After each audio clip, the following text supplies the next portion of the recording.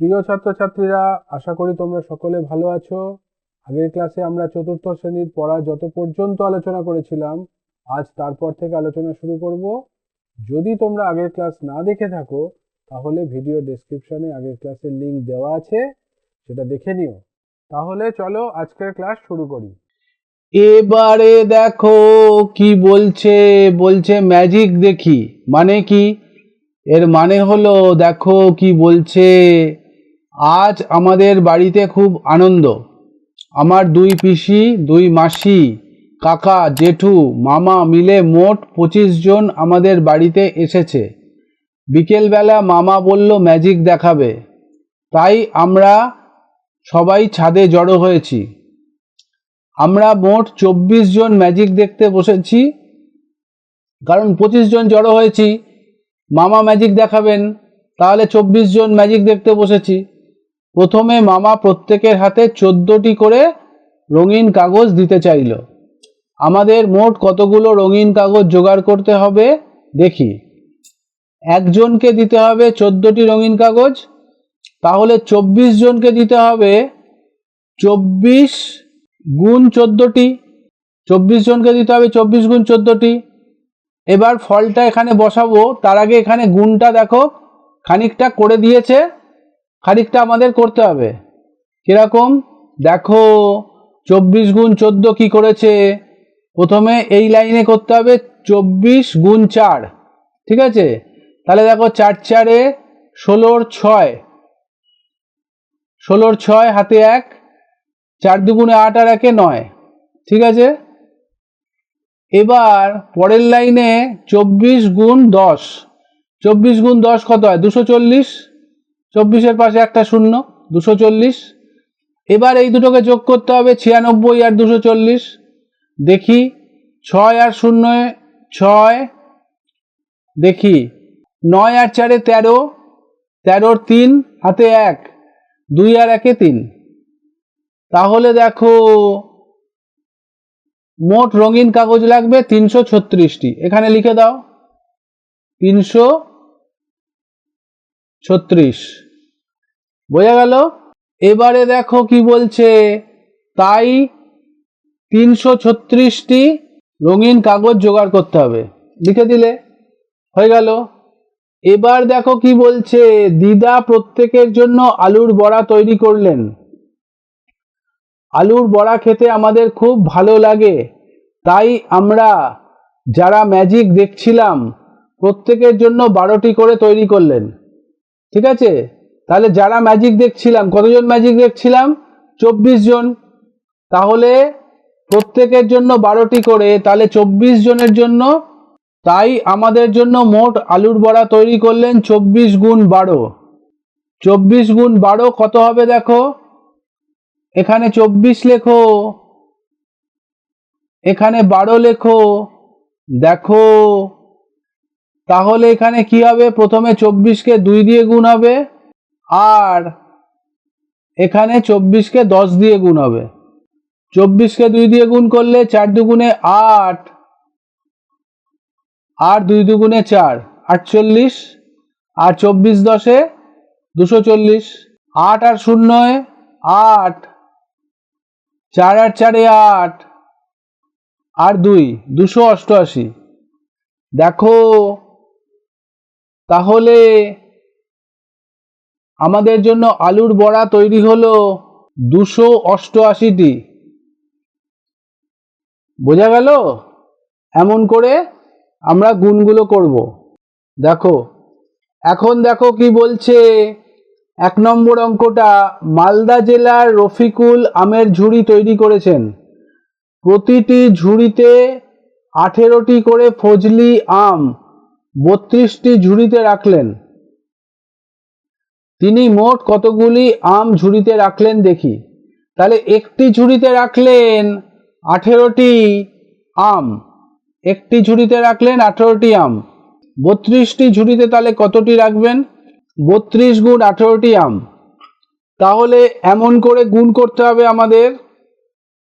এখানে গুণ করার জায়গা দেয়নি আমাদের, তাহলে অন্য জায়গায় গুণ করতে হবে। দেখো আমরা তাহলে অন্য একটা পাতায় গুণটা করে এখানে গুণফলটা বসাবো। 32 গুণ 18। চলো দেখি। দেখো 32 গুণ 18 কি করব, আগের পাতায় যেমন গুণ করছিলাম গুণ, এখানে দেখো 32কে 8 দিয়ে গুণ, যা হবে এখানে বসাবো, আর 32কে 10 দিয়ে গুণ এখানে বসাবো, তারপরে এই দুটো যোগ করে দেবো। দেখো 32 8 কত, 8 দুগুণে 16 6, 8 দুগুণে 16 6, হাতে 1, 3 8 24 আর 1 25, ঠিক আছে। আর 32কে 10 দিয়ে গুণ করা মানে তার পাশে একটা শূন্য, 32-এর পাশে একটা শূন্য, 320। এবার এই দুটো যোগ, 6 আর 0 6, 5 আর 2 7, 2 আর 3 5, বুঝতে পারলে? এমন করে আমরা পেলাম 576টি। দেখো গুণফলটা হলো তাহলে 576। আমরা চলো ওইখানে জায়গা মতন বসিয়ে দিই। দেখো 32 গুণ 18 576, 576টি আম। একইভাবে দেখো 2 নম্বর অঙ্কটা কি বলছে, বলছে কৃষ্ণনগরে একজন কুমোর একদিনে 78টি পুতুল তৈরি করেন। একই হিসাবে তিনি 2 সপ্তাহে মোট কতগুলি পুতুল তৈরি করতে পারবেন হিসাব করি। দেখো 2 সপ্তাহ মানে কত, 1 সপ্তাহ মানে 7 দিন, 2 সপ্তাহ মানে 7 দুগুণে 14 দিন। তাহলে একদিনে যদি 78টি পুতুল তৈরি করেন, দেখো তাহলে 2 সপ্তাহে করবেন 78 গুণ 14, একদিনে 78টি পুতুল, তাহলে 2 সপ্তাহ মানে 14 দিন, 14 দিনে 78 গুণ 14, এমন করে লিখে গুণফলটা এখানে বসাবো।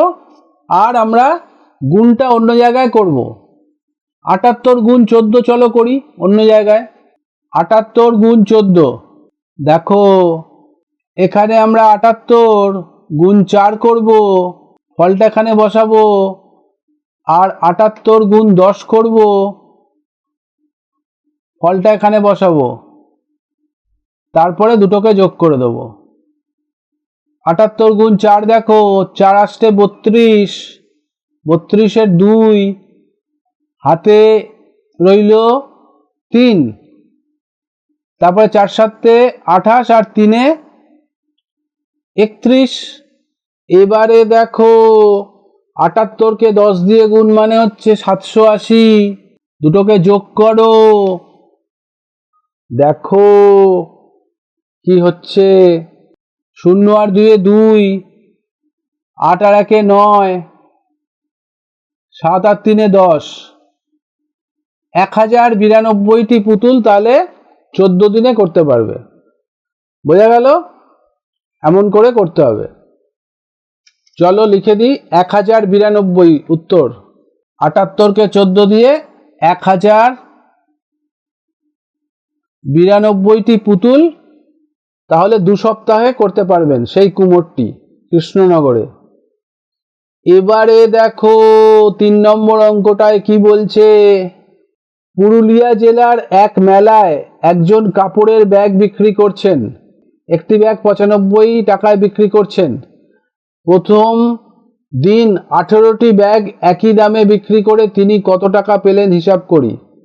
তাহলে দেখো একটি ব্যাগের দাম 95 টাকা, তাহলে 18টি ব্যাগের দাম কত, 95 গুণ 18, এখানটায় তাহলে লেখো 95 গুণ 18, এখানে ফলটা লিখে দেবো আমরা অন্য জায়গায় করে 95 গুণ 18। চলো করি। দেখো 95 গুণ 18, প্রথমে 95কে 8 দিয়ে গুণ, তারপরে 95কে 10 দিয়ে গুণ। প্রথমে 95কে 8 দিয়ে গুণ, দেখো 5 8 40-এর 0, হাতে 4, 8 9 72 আর 4 76। বোঝা গেল? এবারে দেখো 95কে 10 দিয়ে গুণ, 950। দুটোকে যোগ করে দাও। এককের স্থানে 0 0 যোগ করলে 0, দশকের স্থানে 6 আর 5 11-র 1 হাতে 1, শতকের স্থানে 9 আর 1 10, 10 আর 7 17। এমন করে আমরা পেলাম 1710। বোঝা গেল? 1710 ফল বেরোলো। চলো ওখানে আমরা লিখে দিই ফলটা 1710। তাহলে একটি ব্যাগ 95 টাকায় বিক্রি করলে 18টি ব্যাগের দাম হলো 95 গুণ 18 সমান 1710 টাকা। বোঝা গেল? এখানে টাকা লিখে দিতে পারো, নাও লিখতে পারো। ঠিক আছে? এবারে দেখো 4 নম্বরের অঙ্কটায় কি বলছে। আমার শ্রেণীতে ড্যাশ জন ছাত্রছাত্রী। ফাঁকা জায়গায় নিজেকে বসাতে হবে, তোমাদের যেটা খুশি বসাবে, যে কোনো সংখ্যা বসাবে। মোটামুটি একটা চলো 25 করে দাও। 25 জন ছাত্রছাত্রী। আমার শ্রেণীতে 25 জন ছাত্রছাত্রী। প্রত্যেককে 12টি করে রং পেন্সিল দিয়েও আমার কাছে আরও 10টি রং পেন্সিল রইল। হিসাব করে দেখি আমার কাছে প্রথমে কতগুলি রং পেন্সিল ছিল। একটা কাজ করো, এটা শেষ অঙ্ক, অন্য জায়গায় না হিসাব করে এইখানেই হিসাব করে দিই। দেখো প্রথমে 25 জন ছাত্রছাত্রীকে 12টি করে রং পেন্সিল দিলে কতটি রং পেন্সিল লাগবে এটা আগে হিসাব করো। 25 গুণ 12 করো। 25 গুণ 12, দেখো 25কে প্রথমে 2 দিয়ে গুণ, তারপরে 25কে 10 দিয়ে গুণ। দেখো 5 দুগুণে 10-এর 0 হাতে 1, 2 দুগুণে 4 আর 1-এ 5। তারপরে দেখো 25কে 10 দিয়ে গুণ মানে 250। এই দুটো যোগ করে দাও। দেখো 0 0 0, 5 5-এ 10-এর 0 হাতে 1, 2 আর 1-এ 3। তাহলে 300টি রং পেন্সিল লাগবে 25 জন ছাত্রছাত্রীকে 12টা করে দিতে। আমার শ্রেণীতে 25 জন ছাত্রছাত্রীকে প্রত্যেকে 12টা করে রং পেন্সিল দিতে 300টি লাগবে। তারপরেও বলছে আমার কাছে 10টি রং পেন্সিল রয়ে গেল। হিসাব করে দেখি আমার কাছে প্রথমে কতগুলি রং পেন্সিল ছিল। তাহলে আরো 10টি রং পেন্সিল রয়ে গেল, মানে 300-র সঙ্গে 10 যোগ হবে। 300 যোগ 10, দেখো 0 0 0, 0 আর 1-এ 1 আর 3। তাহলে উত্তর হবে আমার কাছে প্রথমে 310টি রং পেন্সিল ছিল। বোঝা গেল? এইটা হলো উত্তর। আমার কাছে 310টি রং পেন্সিল ছিল। এখানে তোমরা যেমন সংখ্যা বসাবে সেই অনুযায়ী কাজটা হবে, অঙ্কটা। আমি 25 বসালাম, কেউ যদি 30 বসায় তাহলে অন্যরকম হিসেব হবে, কেউ যদি 20 বসায় তাহলে অন্যরকম হিসেব হবে। ঠিক আছে? এটা বসানো ছিল না, আমাদের ইচ্ছে মতন বসাতে হবে। বোঝা গেল? ভালো থেকো। আশা করি বুঝতে পেরেছো। কোনো সমস্যা থাকলে কমেন্ট সেকশনে গিয়ে কমেন্ট করবে, বন্ধুদের সঙ্গে শেয়ার করবে, তাতে তোমরা যেমন শিখলে বন্ধুরাও শিখতে পারবে। লাইক করো যদি ভালো লাগে।